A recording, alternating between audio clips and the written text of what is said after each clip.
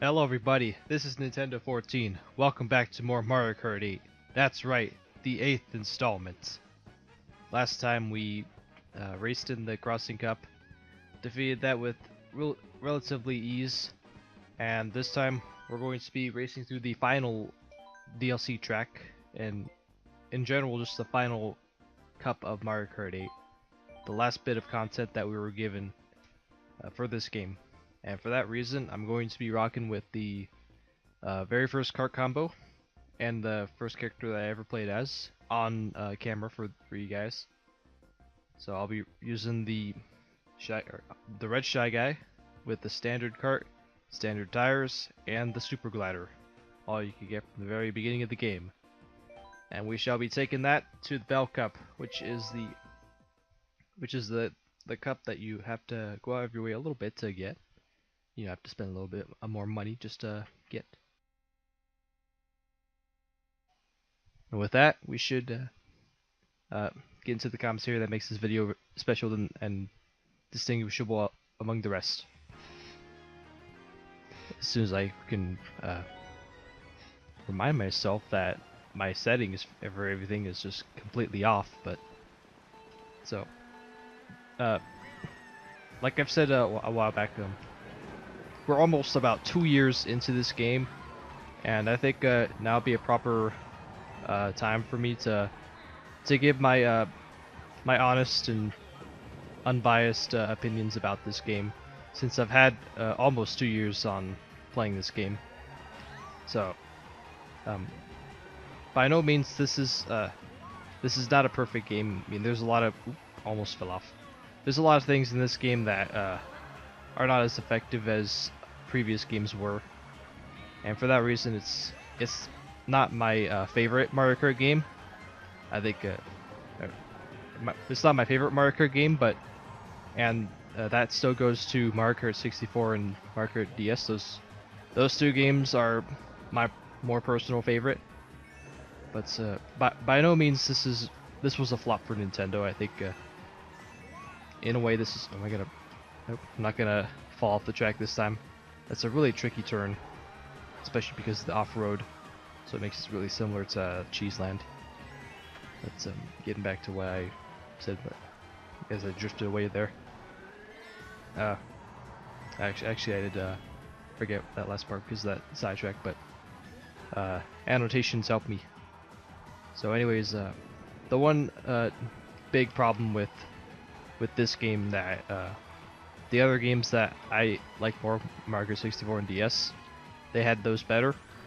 The battle mode was obviously a half-ass, because all you really had was you didn't have a single battle mode arenas. The tracks were used as well, just the tracks that you can go backwards on. Those were used as the battle arenas instead, and just a lack of differences and just the small details that could make the game even better.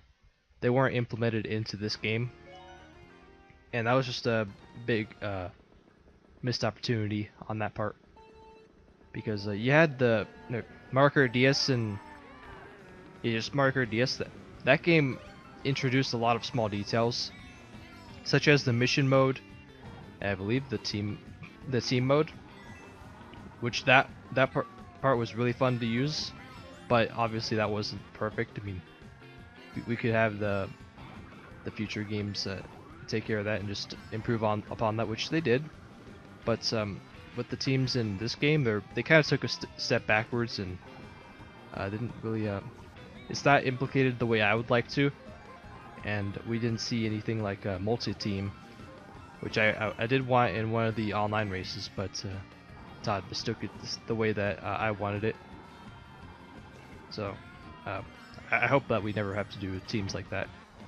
I want the teams to be focused on the way that I envisioned it, just self-managed, and you don't incorporate, because the thing with the team battle is the lightning. It's so that when you use the lightning, the person that uses the lightning on that one team, it only affects the other team. So like all your teammates will be fine when they use the lightning. That to me is just it's a really big disadvantage and just it just feels really OP, and something that it shouldn't happen if you want to try and set up competitive play for Mario Kart. Alright, so that's one part of the my live commentary review of this game is I get into.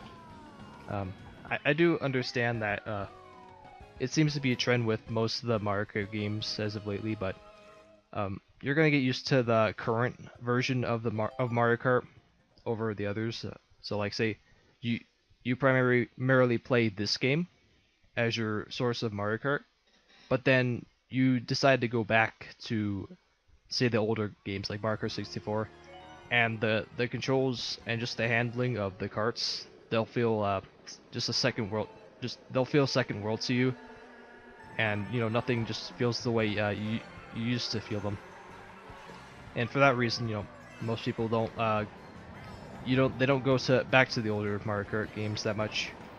But just on a fun factor and just not bringing up that point, um, this wasn't the game that I had. Well, my fun factor for this game wasn't through the roof, because there were some extremely broken stuff that I had to put up with this game, and not as bad as say like the previous games, but this one had it just like even worse. We'll get into that in a bit, I hope. But if I had to rank this game out of the other 8 games in the series, not counting the arcade marker, because those are developed on just a completely different cycle. I mean those were created by Namco, not Nintendo. I think maybe Nintendo did have a couple applications to that or affiliations, but we're just gonna throw away just take the arcade games out of the window, throw those out the window. So just finally getting to where I would rank this game among the too fast among the other games. I would give this game a. This is really tough because truly I do like to I enjoy this game.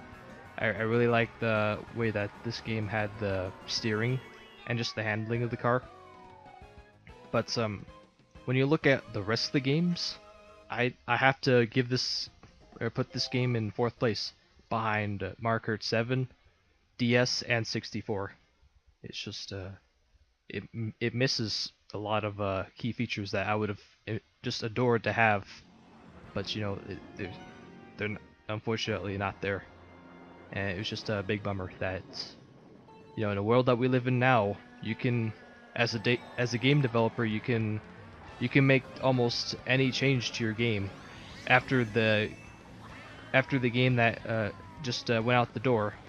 You can go back and change the game, but the way Nintendo does it, they're only gonna make some a little bit or just minor game balances, but they're not gonna go out of their way to make extreme game changes outside of just adding in the features of